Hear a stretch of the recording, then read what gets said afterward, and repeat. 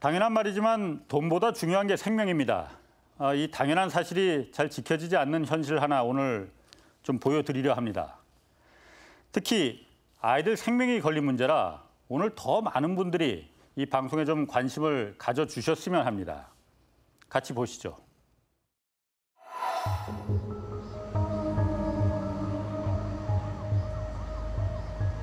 지난달 초 서울의 한 종합병원 수술실.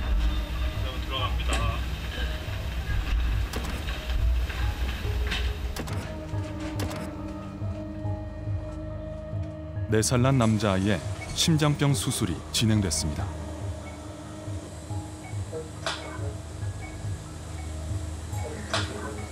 이 수술은 당초 예정보다 2달여 늦어진 것입니다. 수술에 꼭 필요한 인공혈관이 없었기 때문입니다. 의술 자체는 전 세계적인데 단순히 재료만 없어서 수술을 못한다고 하니까 황당하기도 하고. 인공혈관 부족 사태는 이미 예견됐었습니다. 2년 전 제조사가 가격 등을 이유로 한국 시장에서 완전 철수를 예고했기 때문입니다. 하지만 관계 당국은 손을 놓고 있었고 결국 생명에 위협받는 상황으로까지 이어졌습니다. 그 책임을 관계하고 보호자한테 해외 직구를 하라고 그랬더니 이게 무슨 가전제품도 아니고 말이 안 되는 얘기죠. 의약품과 치료 재료의 공급 문제는 어제 오늘의 일이 아닙니다. 왜 이런 일이 계속해서 반복되는 것일까요?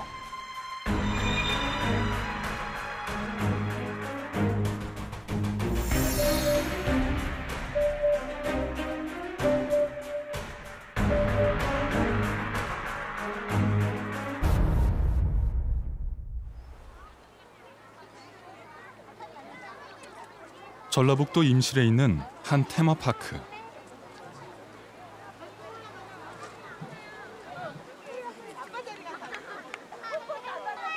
언덕 위 잔디밭엔 한 무리의 어른과 아이들이 둥글게 모여 앉았습니다.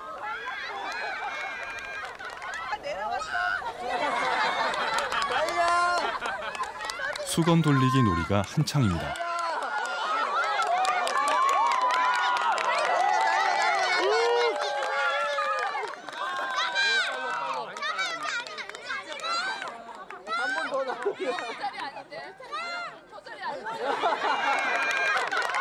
젖먹던 힘까지 다해 아빠를 쫓습니다.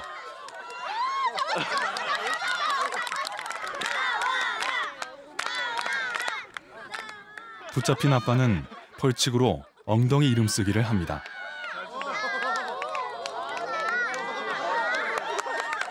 아빠의 수줍어하는 모습에 웃음소리가 끊이지 않습니다.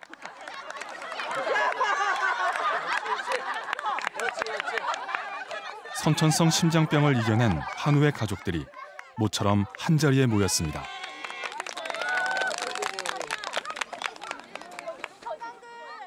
같은 경험을 한 공감대 때문에 그 서로의 마음을 좀 쉽게 공감하게 되는 게 되게 큰 것 같아요. 당신이 겪는 고통을 동일한 크기는 아닐지라도 같은 경험을 했다는 것 자체가 주는 위로랑 위안이 있고요.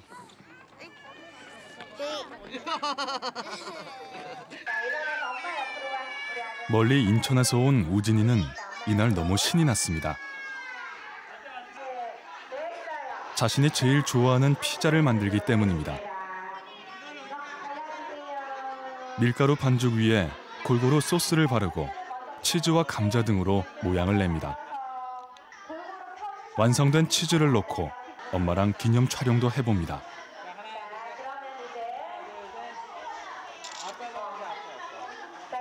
심장 기형을 갖고 태어난 우진이는 태어나자마자 3번의 수술을 받았습니다.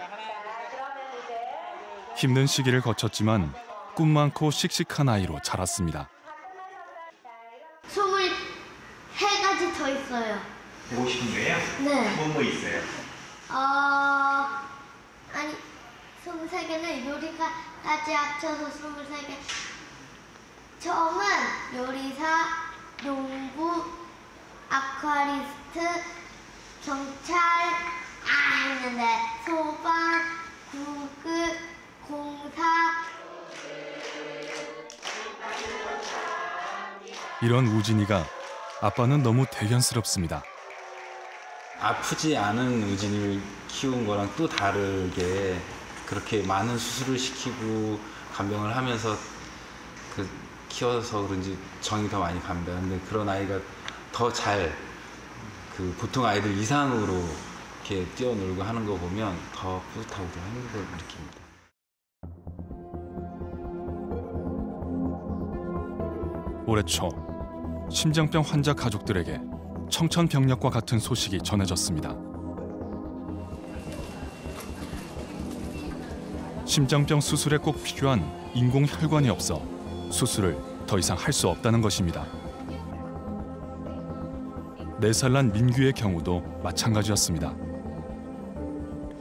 최종 수술을 앞두고 있었는데 인공혈관이 바닥나 수술이 무기한 연기됐습니다.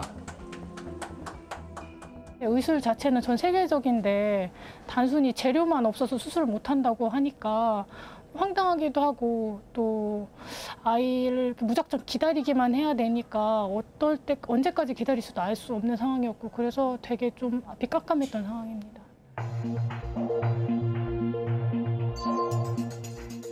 민규의 수술은 이른바 폰탄 수술로 심장 정맥을 자른 뒤 인공혈관과 연결시켜 이를 폐동맥에 직접 이어주는 수술입니다. 주로 복잡한 심장 기형을 가진 아이들에게 시행됩니다.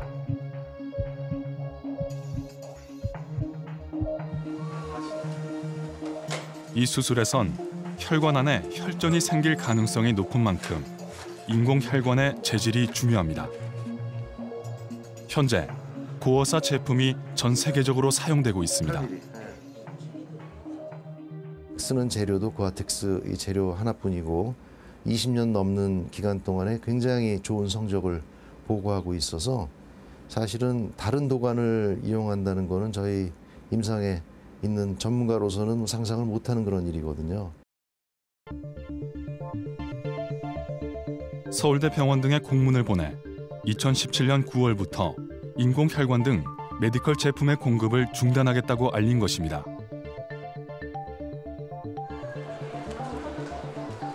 낮은 건강보험 수가 등이 그 이유였습니다. 취재팀은 좀 더 자세한 내용을 알아보기 위해 대한흉부외과 학회를 찾았습니다. 학회는 당시 이 문제를 매우 심각하게 받아들였다고 합니다. 고어사 관계자를 만나 공급 중단이 가져올 파장을 설명했고 가까스로 긍정적인 대답을 얻어냈습니다.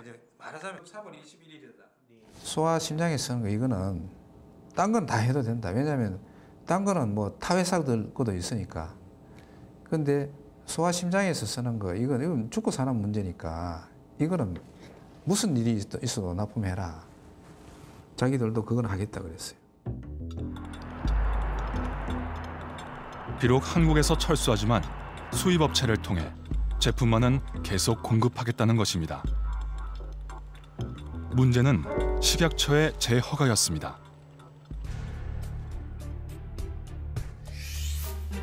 고어사가 철수하면서 허가를 반납했기 때문에 수입업체가 제품을 다시 들여오려면 새로운 허가가 필요했습니다. 하지만 서류 미비로 거절당했습니다. 학회와 심장병 환우회에서는 유감을 표시하며 식약처에 인공혈관 수입 허가를 다시 살려줄 것을 거듭 요청했습니다.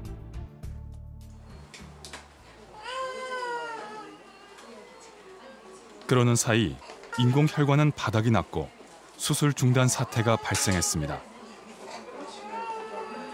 그나마 고어사가 철수한 뒤에 2년 가까이 버틸 수 있었던 건 학회와 병원들이 나서 물량을 비축해 놓은 덕분이었습니다.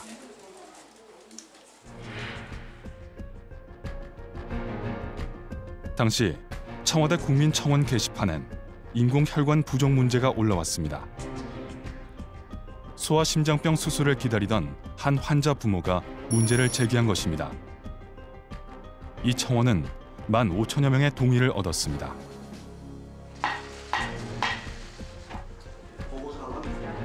여론이 악화됐고 국회에서도 질타가 쏟아졌습니다. 이 업체가 한국 철수하고 나서 한 번도 인공혈관의 요청을 받은 적이 없다고 얘기를 하고 있습니다. 이게 사실입니까? 한 번도 요청을 하지 않았다는 것입니다. 네, 의약품 공급 문제가 대두된 것은 최근의 일이어서 최근에 저희가 요청을 한 바 있습니다. 법이 없어도 행정적으로 할 수 있는 게 많은데 법에 근거 없어서 못합니다. 법에 근거 없이 할 수 있는 일이 많은데 그거를 자꾸 좀 안 하려고 하는 그런 일이 있는데 자꾸 법 탓을 하는데 그렇지 않습니다. 사태가 심각하게 돌아가자 그동안 원칙만 고수하던 식약처는 부랴부랴 허가를 내줬습니다. 고호사 쪽에서 이제 자료를 받기 어려운 상황이어서 그래서 이제 허가가 최종 나가지 못했었고요. 그 이후에는 이건 이제 기존에 90년도에 이미 허가 받아서 몇십 년 동안 썼던 제품이니까 그런 자료는 일단 생략하고 신청 받아가지고 바로 일단 허가는 복원시켜주자라고 내부적으로 결정을 해서 그래서 허가를 바로 내주게 됐던 겁니다. 학회와 환우회 측은 처음부터 허가만 살려줬어도 수술 중단 사태까지 이르지 않았을 거라며 아쉬움을 나타냈습니다. 식약처가 좀 더 빨리 이 인공혈관이 소진되면 어떤 문제가 일어날지를 좀 더 깊이 살펴보고 심장 수술이 중단된 이후에 결국엔 스스로 살렸잖아요. 그 전에 스스로 살릴 수 있었을 텐데 왜 그때 살려주지 않았을까 하는 아쉬움이 많은 것은 분명히 있습니다.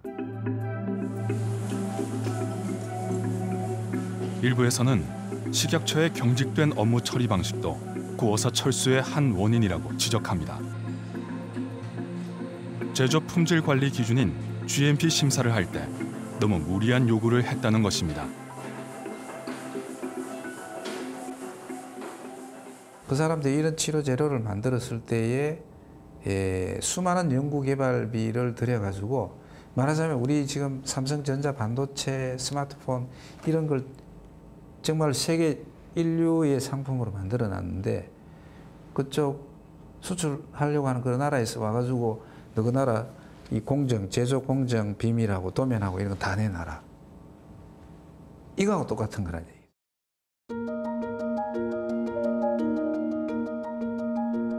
인공혈관의 공급 재개 협상은 지지부진했습니다. 올해 초 고호사는 여론에 등 떠밀린 듯 몇몇 인공혈관을 보내주긴 했습니다. 하지만 수술에 필요한 또 다른 종류의 인공혈관과 패치 등에 대한 공급 재개 약속은 계속 미뤄왔습니다. 거기에 대해서 아직 확답을 주진 않고 있고 저희가 이제 필요한 이유를 지금 설명을 하고 있는 상황입니다. 확답을 안 줬단 말은 어떤 거예요? 국내에 계속 주겠다, 못 주겠다 이런 얘기를 아직 주지 않고 있는 상황입니다.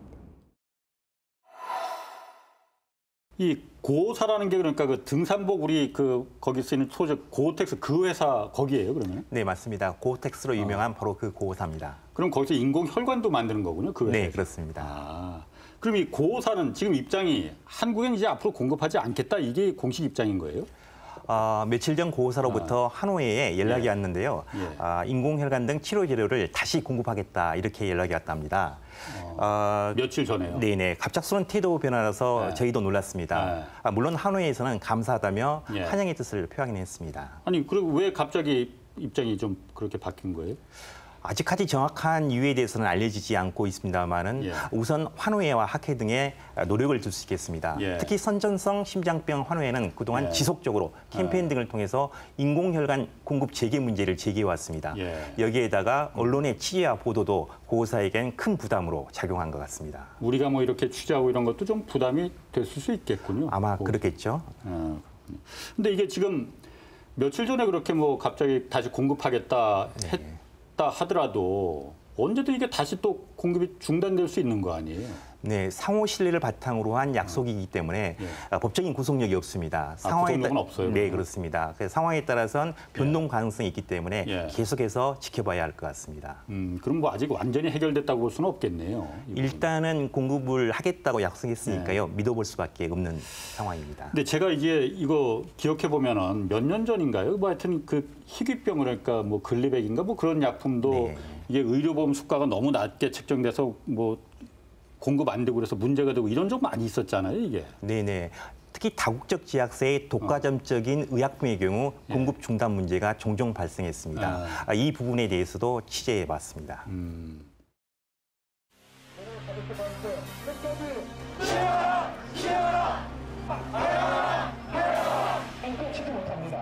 보험 수가 문제 등으로 의약품 공급이 중단된 건 어제 오늘의 일이 아닙니다. 백혈병 치료제인 노바티스의 글리백이 그랬고 BMS 제약의 스프라이셀도 그랬습니다. 심지어 에이즈 치료제인 푸제오는 시판 허가를 받고도 가격이 낮다며 건강보험 등재를 포기했습니다. 지난해엔 간암 치료제인 리피오돌이 가격 문제로 공급의 차질을 빚었습니다. 병동맥 화학 색전술에 쓰이는 이 약은 2012년에 이어 지난해에도 5배의 가격 인상을 요구했습니다. 천연 원료 부족으로 전 세계적으로 급증하고 있는 수요에 생산이 따라가지 못한다는 게 이유였습니다. 시민사회단체에선 이유만 추구하는 다국적 제약사의 비윤리적 행포라고 비난했습니다. 나는 가지고 있던 80년 된 기술이 있고 이 80년대 기술을 현재 각광을 받고 있는데 가치가 있으니까 난 여기서 이거를 이용해서 이윤 추구를 해보겠다. 그리고 이 이윤 추구는 어쨌든 환자의 생명을 대상으로 하는 거기 때문에 벼랑 끝 전술이 충분히 통하는 전략이 되는 거고 그걸 이용해서 어쨌든 또 국가별로 협상을 하다 보니까 협상력이 아무래도 떨어지고 그 협상력이 떨어진 협상력을 통해서 제약회사는 큰 이윤을 추구하고 있다. 이렇게 이해하셔도 될 것 같아요.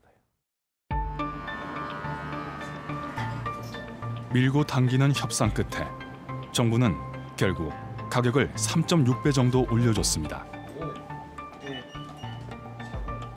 대신 계약서에 안정적인 공급 의무 조항과 위반 시 제재 조항을 집어넣었습니다. 해당 회사가 안정적으로 저희가 필요한 물량을 공급하도록 하는 의무조항을 반영을 했고요. 그 의무조항이 제대로 지켜지지 않았을 때에 대해서는 그 충분한 그 금전적 제재를 통해서 그런 의무사항이 지켜지도록 하였고 그걸로 인해서 또 의무사항이 지켜지지 않았을 때 환자들이 입는 피해에 대해서도 손해를 그 보상받을 수 있도록 해서 그런 안정적인 의무를 그 공급 의무를 부과한 바가 있습니다.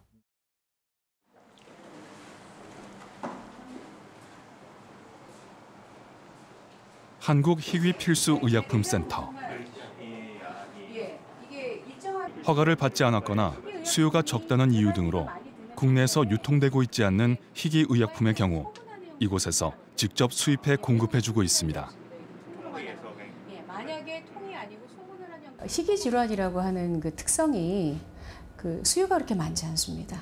시장성이 약하다는 의미가 되겠죠. 그래서 제약회사들이 그와 같은 제품을 생산을 하지 않는 경우가 많습니다. 근데 국내 희귀질환 환자분들께서 그 의약품이 필요하다고 했을 때 외국에서는 허가지만 우리나라에서 미허가인 상태에서 센터에서만이 그와 같은 의약품을 수입해서 환자분들에게 공급할 수 있는 이런 그 특권, 권한 이런 것들을 부여받은 거라고 보시면 되겠습니다. 네.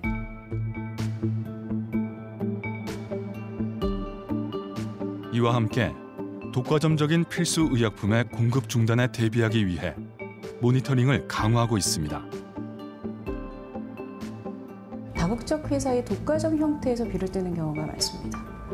다국적 제약사의 독과점 형태라고 하는 그 자체를 대응하기 상당히 어려우나 그 회사들을 통해서 전 세계에 공급되고 있는 공급 현황이라든가 수요에 따르는 선제적인 모니터링이라든가 이런 것들은 가능한 거죠.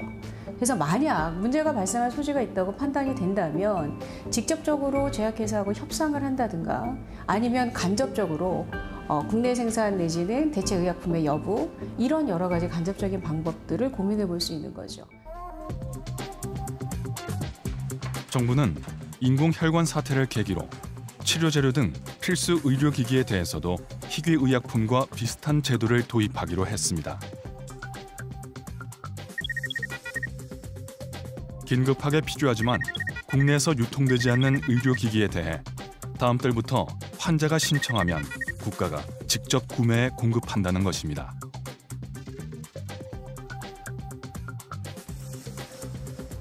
올해 초 일본의 한 제약사는 뚜렷한 이유 없이 안과 수술에 꼭 필요한 약물 공급을 중단하겠다고 밝혔습니다.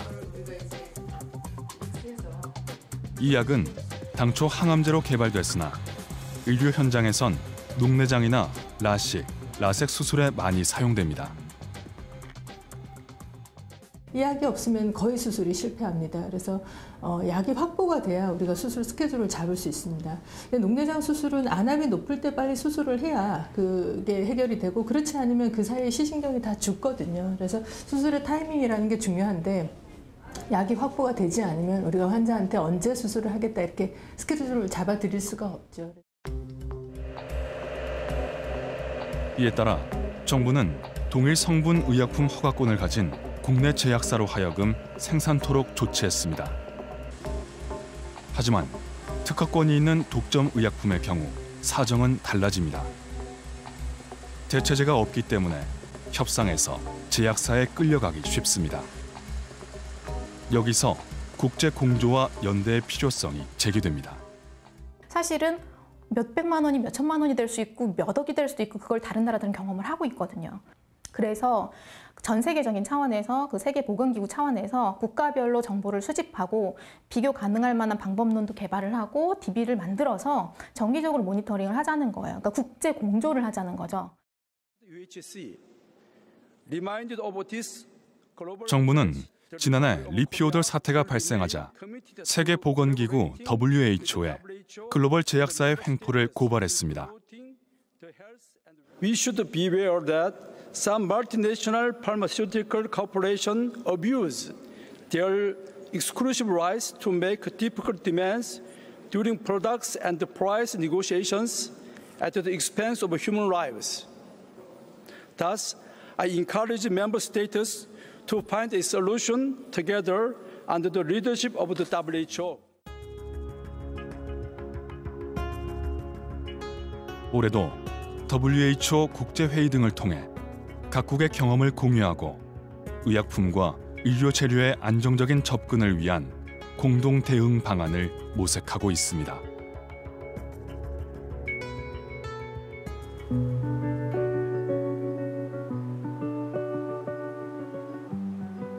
길이 있습니다. 외로운 길입니다. 오늘도 누군가 길을 걷고 있습니다.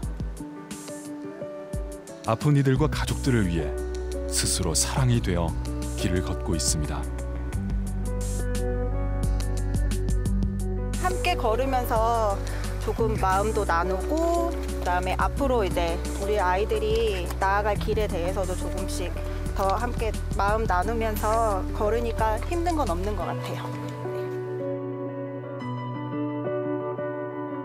이제 먼저 겪으신 고참 엄마들이 이제 내일처럼 나서서 같이 걸어주시겠다고 휴가까지 내서 나와주시고 뭐 이런 상황이기 때문에 정말 감사한 마음을 갖고 있습니다.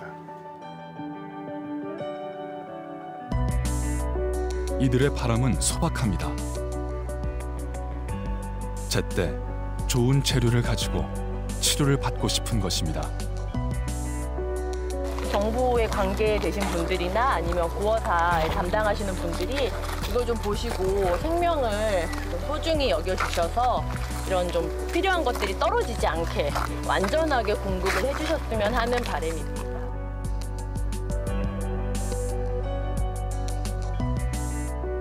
이들의 땀과 눈물이 결실을 맺어가고 있습니다. 앞으로 이 길을 그들만 걷게 해서는 안 됩니다.